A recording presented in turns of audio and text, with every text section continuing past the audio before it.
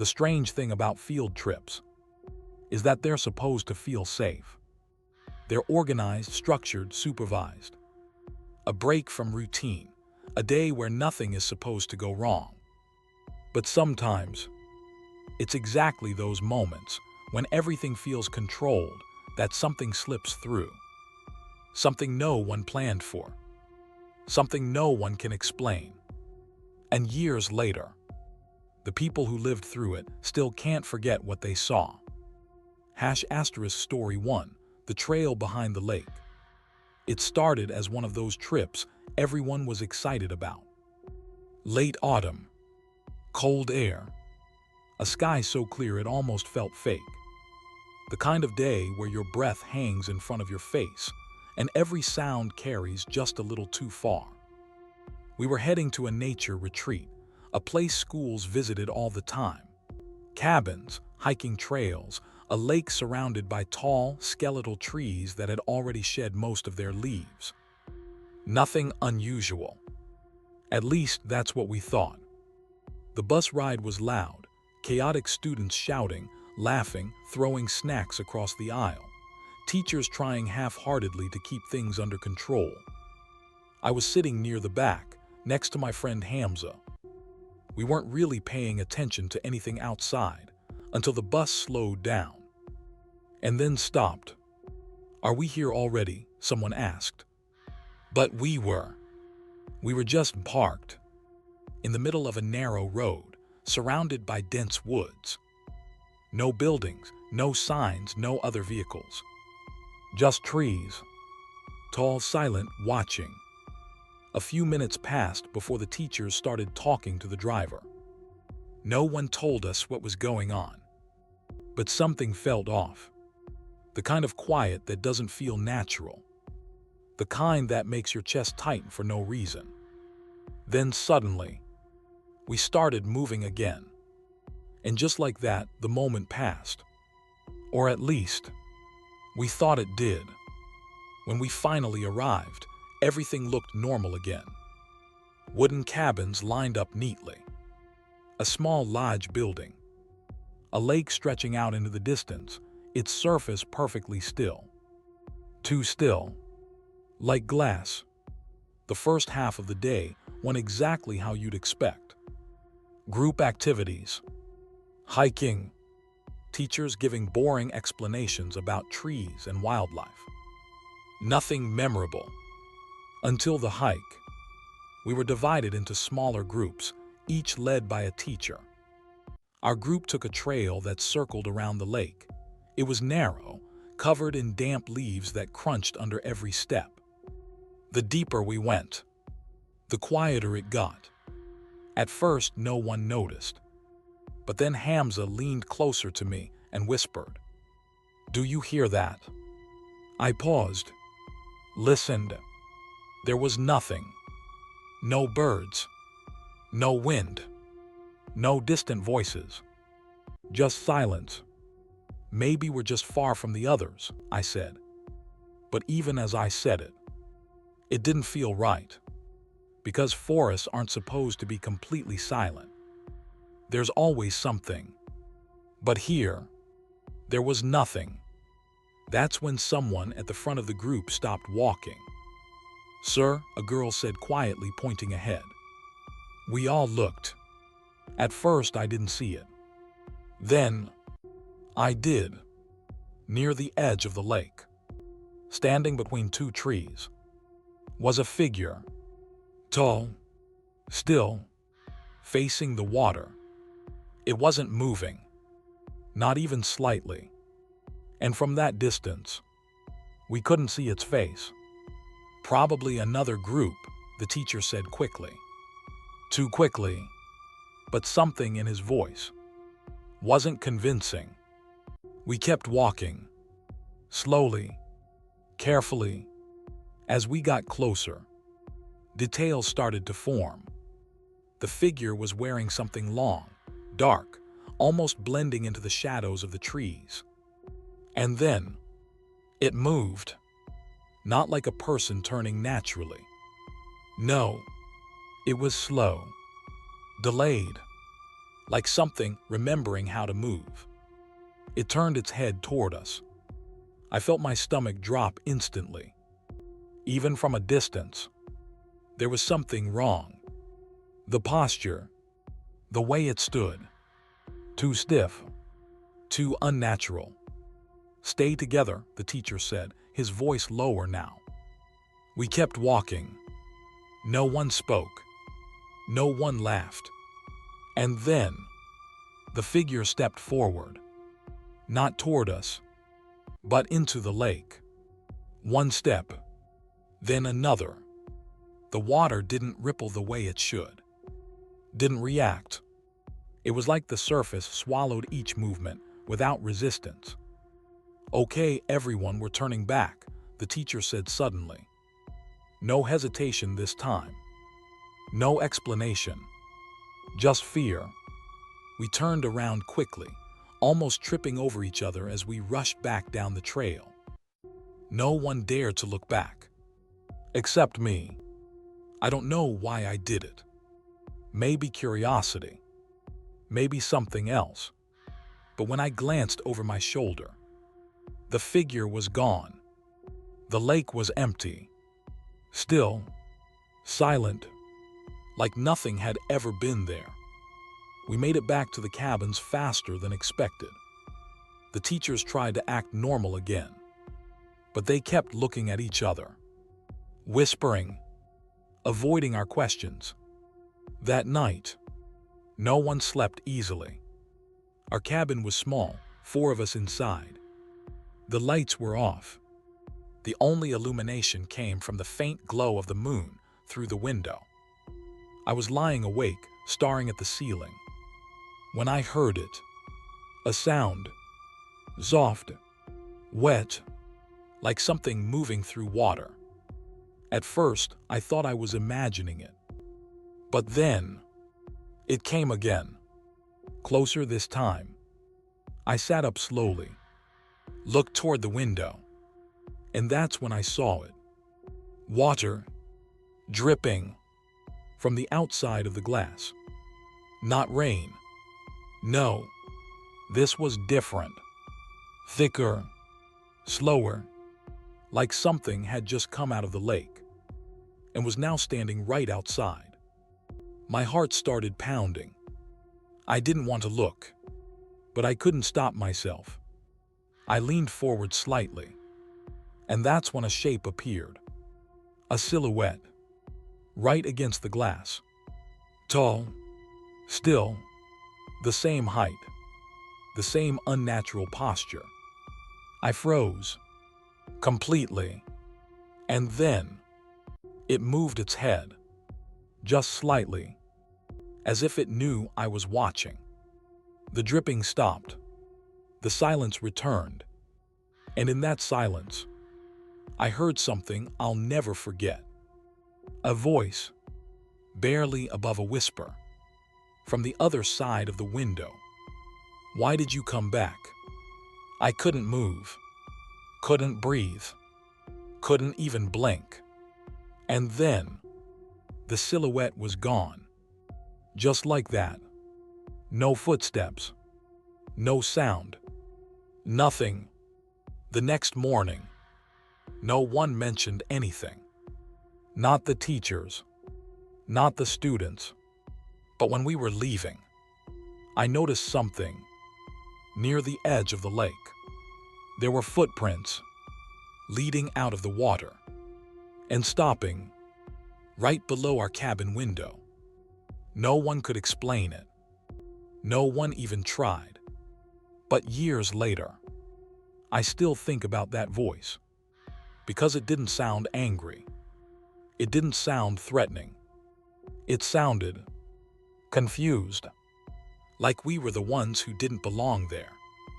And whatever was in that lake was just trying to understand why we came back. Mini cliffhanger transition.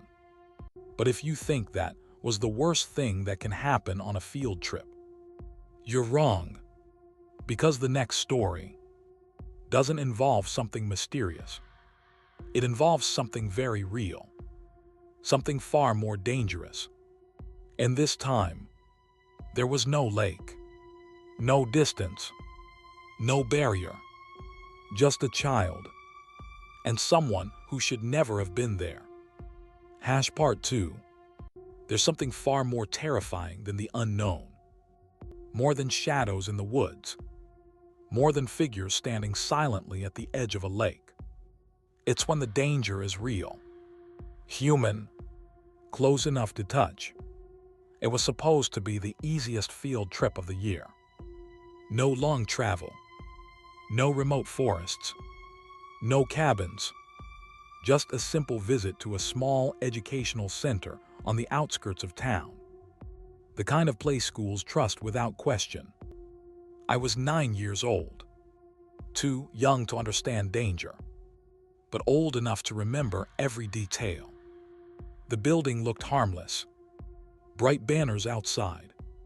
Cartoon animals painted on the walls. A big sign welcoming school groups. Inside, it smelled like cleaning supplies and old carpet.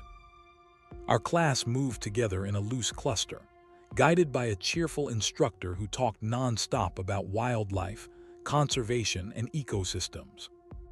But I wasn't really listening. I had a habit back then of wandering, not because I wanted to get lost, but because I was curious, always looking for something different, something off script. And that's exactly what I found. It happened when we entered the indoor exhibit area. Dim lighting, glass displays filled with preserved animals, foxes frozen mid-step, birds with wings spread wide, eyes that looked too real. The group stopped at the first display. The instructor started explaining something. Everyone gathered around, and without thinking, I stepped back, then turned, and walked away. No one noticed. At first I stayed close. Just one hallway over. Then 2. Then 3. The noise of the group faded behind me. The voices became distant, echoing, until finally, there was nothing. Just me. And the hallway. The carpet beneath my feet was deep red. The kind that muffles your footsteps completely. The lights above flickered faintly. I remember feeling something strange in my chest. Not fear. Not yet. Just awareness. Like the building was suddenly aware of me. I kept walking. Slowly. Carefully. Looking at the displays as I passed them. Until I saw him. At the end of the hallway. A man. He was crouched behind a stack of folded chairs. Half hidden. Watching. At first I smiled. I thought it was a game. Maybe a staff member trying to surprise kids. But he didn't smile back. He stood up slowly. Too slowly. And that's when something shifted. His face was wrong. Not physically, but emotionally. Blank. Cold. Like he wasn't reacting the way a normal person would. "Hey," he said. His voice was calm. Too calm. "Where's your group?" I shrugged. "I don't know." That was the wrong answer. I didn't realize it at the time, but I remember the way his eyes changed. Just slightly. Like something clicked. "Well," he said, stepping closer. "Come with me, I'll take you back." He reached for my hand, and I let him. That's the part that still haunts me. Not what happened next, but how easily it started. We walked down the hallway together. His grip was firm. Not painful, but controlled.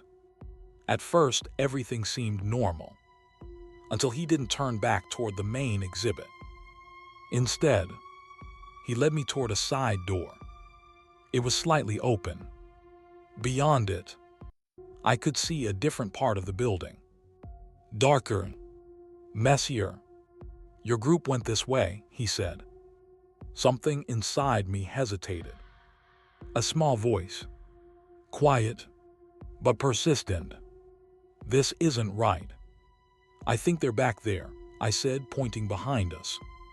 He didn't even look. "No," he said quickly. "They went this way." His grip tightened, and that's when I felt it. Fear. Real fear. The kind that makes your stomach twist. The kind that tells you something is very, very wrong. We stepped through the door. The air changed instantly. It smelled different. Damp. Heavy. Behind the building, there was a narrow space. Dumpsters lined against a fence. Trash bags piled up. A few broken benches. And beyond that, trees. Not a park. Not a maintained area. Just wild growth. Uncontrolled. The man kept walking, pulling me with him. "Faster now." "Wait," I said. He didn't respond. "Wait," I said louder. Still nothing. His grip tightened again. And that's when panic hit. Full force. My chest tightened. My throat closed. I tried to pull away. But he was stronger. Much stronger. We were getting closer to the trees. Closer to the part where no one would see. No one would hear. And then, a scream. Loud. Sharp. "Hey!" It cut through everything. The man froze. Just for a second. Then he let go. And ran. Straight into the trees. Gone within seconds. I stood there. Frozen. Shaking. And then, teachers came running. One of them grabbed me, pulled me back, held me tightly. "What were you thinking?" someone shouted. But their voice was shaking too. They were scared. We all were. The rest of the day was a blur. Parents were called. Police arrived. Questions were asked. But no one found him. No cameras caught him clearly. No one knew how he got inside, or how long he had been there. The field trip ended early. On the bus ride home, no one talked. Not really. Everyone kept glancing at me, whispering, but I stayed quiet. Until I saw something out the window as the bus passed the edge of the property. There, between the trees, I saw him, crouched low, watching, perfectly still, like he had been there the whole time, like he was waiting. And as the bus moved past, I swear, he smiled, just slightly, like he wasn't scared at all. Like this wasn't over. Mini cliffhanger transition. Some people believe the scariest things are the ones we don't understand. Others believe it's the ones we do. But the next story, it sits somewhere in between. Because what happened on that field trip should have had an explanation. There were buildings, history, records, and yet none of it made sense, especially what they found. Inside, some places don't feel abandoned. They feel paused, like something happened there, and whatever caused it never really left. It's not always obvious at first. Sometimes it takes silence. Sometimes it takes darkness. And sometimes it takes going where you were never supposed to go. Story 3, the village that never emptied. By the time this field trip was announced, most of us were already excited for the wrong reasons. It wasn't a theme park. It wasn't a museum. It was an abandoned village. And not the kind that's turned into a tourist attraction with safety rails and guided paths. No, this place was real. Forgotten buildings, broken windows, doors hanging off rusted hinges. The kind of place where nature slowly starts to take everything back. Our teacher called it a historical exploration. Said we'd be studying patterns, why settlements fail, how people disappear from places over time. But that wasn't why we were excited. We were excited because it felt like we weren't supposed to be there. The bus ride was short. Too short. One moment we were joking around, and the next, we were there. The road leading in was barely visible. Cracked asphalt buried under patches of grass. Trees leaning inward, as if trying to close the path behind us. And then the village appeared. It didn't look dramatic. Not at first. Just buildings. Old ones. But the longer you looked, the more something felt off. There were no signs of decay the way you'd expect. No graffiti everywhere. No signs of heavy vandalism. It wasn't destroyed. It was left, like people had just walked away. We stepped off the bus. The air felt different, heavier. The teacher gathered us together, counting heads carefully before speaking. Stay close, no wandering off. These structures are unstable. No one took that seriously. Because the moment we started walking, curiosity took over. Every building looked like it had a story. A house with curtains still hanging inside. A shop with dusty shelves still standing. A church at the far end, taller than everything else. But one building stood out more than the rest. It was the tallest and the darkest. Its windows weren't just broken.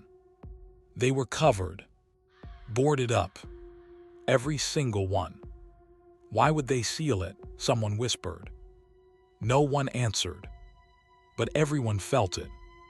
That building was different.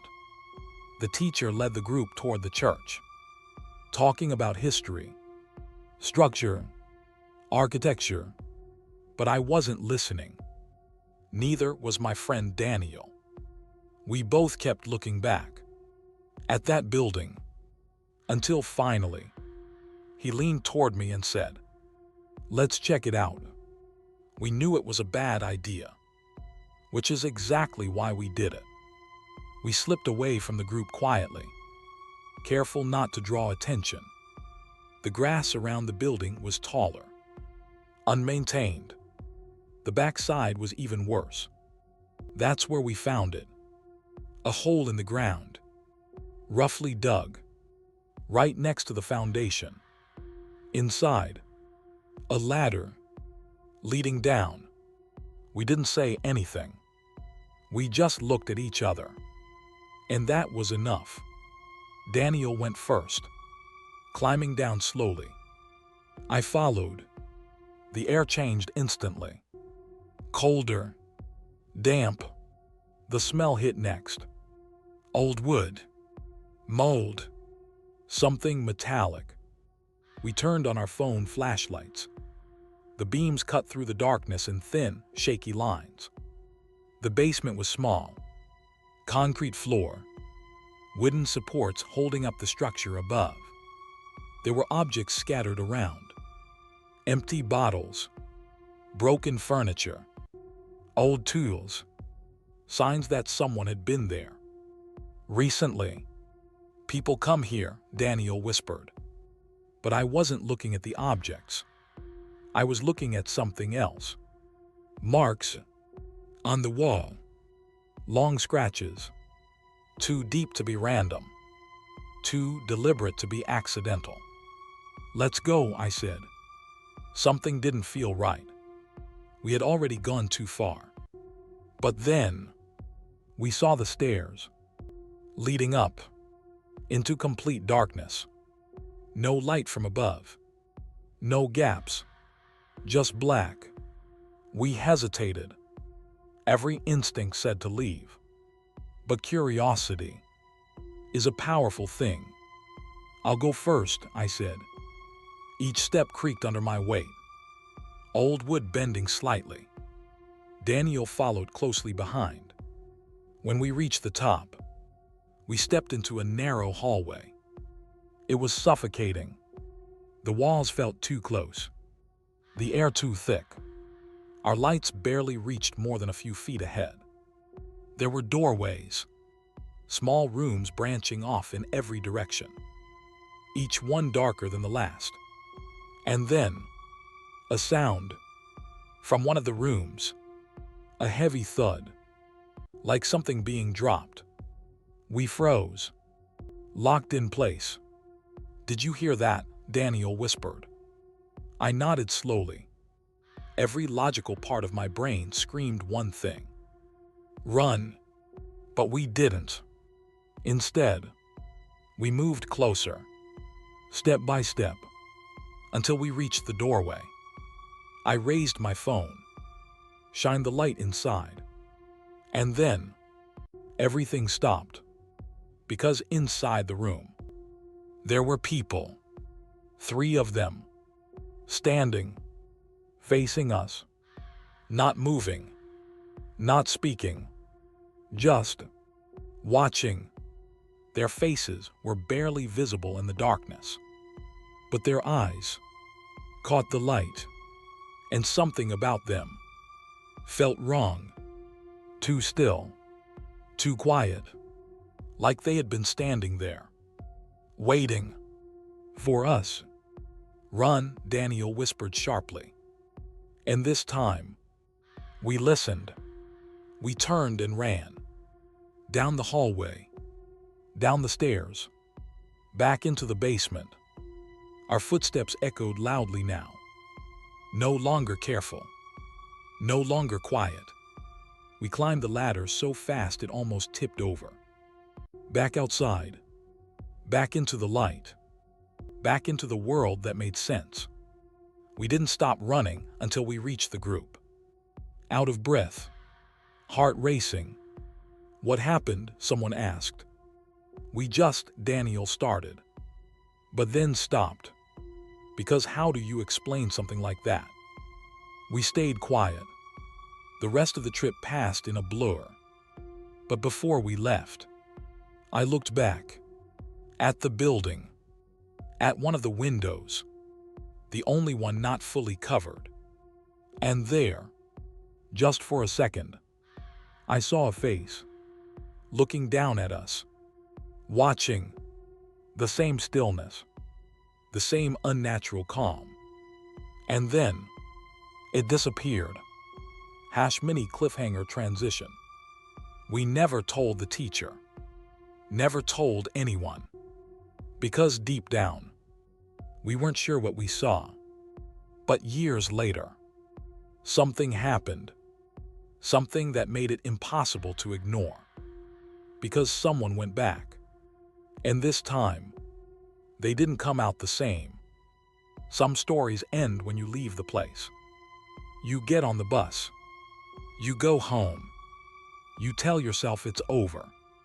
But some places don't let you leave that easily. Because sometimes you don't bring back memories. Sometimes you bring something back with you. Story 4, the one who went back. For years, we didn't talk about it. Not the building, not the basement, not the 3 figures standing in that room. It became one of those unspoken things. If someone brought up the field trip, we'd laugh it off, change the subject, pretend it wasn't as strange as it felt. But the truth is, none of us forgot, especially Daniel. At first, it didn't seem obvious. He acted normal. Same jokes, same attitude, same everything. But slowly, things started to change. It was subtle, small things. He became quieter, more distant. Sometimes you'd call his name, and he wouldn't respond. Not because he didn't hear you, but because He was somewhere else, staring, like he was thinking about something he couldn't explain. One day, I asked him about it. "You still think about that place?" I said. He didn't answer right away, just kept looking ahead. And then finally, "Yeah, that was it." No details, no explanation, just a yeah. But there was something in his voice, something heavy, like whatever he was thinking about wasn't just a memory. It was something unfinished. Weeks passed, then months, and then one day, he said something that made my stomach drop. "I'm going back." I laughed. At first, thought he was joking. "You're serious?" I asked. He nodded. "Just to check it out. During the day, it's nothing." Nothing.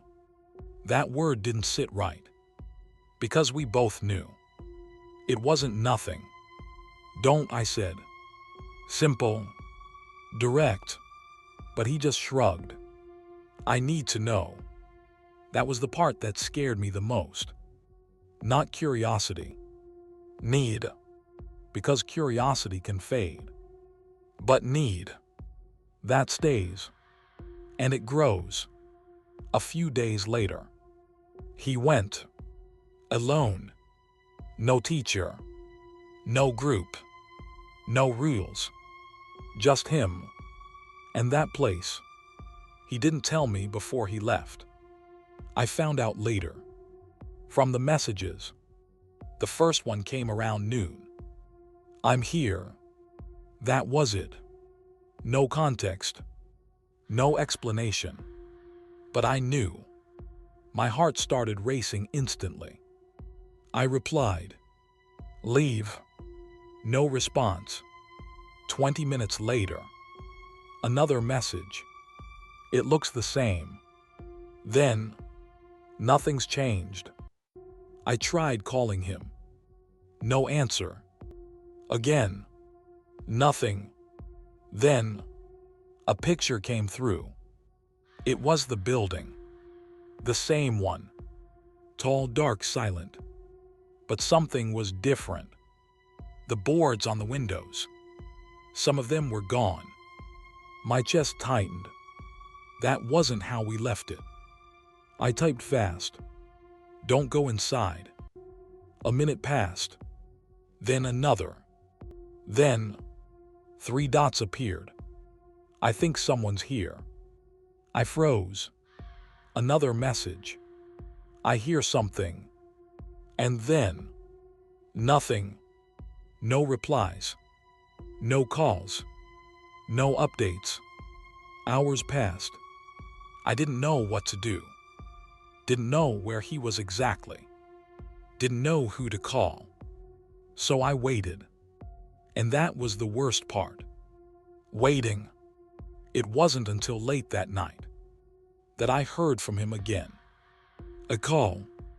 I answered immediately. "Daniel." Silence. Then, breathing. Heavy. Uneven. Like he had been running. "Where are you?" I asked. No answer. Daniel say something. And then finally, a voice. But it didn't sound right. They weren't there before. My heart stopped. "What do you mean?" "They weren't there before," he repeated. His voice was shaking now. I went inside and it was empty. A pause. But then, they were behind me. I couldn't breathe. "Who?" I whispered. Another pause. Longer this time. The same 3. The line crackled. I didn't hear them move. They were just there. And then, the call cut off. I tried calling back. Again. Again. Nothing. The next day, he showed up. At school. But something was wrong. Very wrong. He looked the same. Same face. Same clothes, but his eyes, they were different. Empty, like something had been taken or replaced. I tried talking to him, asking what happened, but he just smiled, a slow, unnatural smile, and said, "I told you it was nothing." But it was, because after that day, Daniel was never the same again. He stopped hanging out, stopped talking, stopped being himself. And sometimes, when he thought no one was looking, he would just stand still, completely still, like those figures. In that room, mini cliffhanger transition. Some people believe places can change you. Others believe something in those places follows you. But the final story, it's different. Because this time, no one went looking for it. No one wandered off. No one broke the rules. And yet, it still found them. Some stories don't start with a mistake. No wandering off. No breaking rules. No bad decisions. Sometimes, everything is done right. And it still isn't enough. Because whatever is out there doesn't always wait for you to come to it. Sometimes, it comes to you. Story 5. The bus that didn't stop. It was the last field trip of the year. The kind everyone looks forward to. No stress. No assignments. Just a long ride, some sightseeing, and the feeling that the year is almost over. The destination wasn't even that important. A historical site a few hours away. Nothing unusual. The real excitement was the journey. We boarded the buses early in the morning, still half asleep. Some students resting their heads against the windows. Others already laughing, playing music softly through their phones. It felt normal, safe. The road stretched out endlessly ahead of us. Highways, fields, occasional clusters of buildings fading into the distance. Everything looked exactly the way it should. Until it didn't. At first, no one noticed. The bus slowed slightly. Then, it took a turn. Not a sharp one. Not sudden. Just wrong. "Is this the way?" someone asked casually. The teachers didn't answer right away. Because they were looking too. Out the windows. At the road. At the driver. The surroundings had changed. The open fields were gone. Now, there were trees. Dense. Unfamiliar. The road had narrowed. No signs. No other vehicles. Just a long stretch of asphalt. Cutting through something that didn't feel right. "Sir," one of the teachers finally said. The driver didn't respond. He kept his eyes forward. Hands tight on the wheel. "Sir, is this the correct route?" Still nothing. That's when the mood shifted. The laughter faded. The whispers stopped. Everyone started paying attention. "Hey, why isn't he answering?" someone said quietly. I leaned forward slightly, trying to see the driver's face. And that's when I noticed it. He wasn't blinking. Not once. Just staring straight ahead. Completely focused. Too focused. "Sir, you need to stop the bus," the teacher said more firmly now. The driver's hands tightened. But the bus didn't slow down. If anything, it started going faster. The trees outside blurred slightly. The road ahead stretched endlessly, like it wasn't leading anywhere. Or maybe, like it was leading somewhere we weren't supposed to go. "Stop the bus," someone shouted from the back. Panic was rising now. Students stood up. Teachers rushed forward. One of them grabbed the railing near the driver. "Stop the bus right now." And then the driver spoke for the first time, but his voice didn't match him. "They're waiting."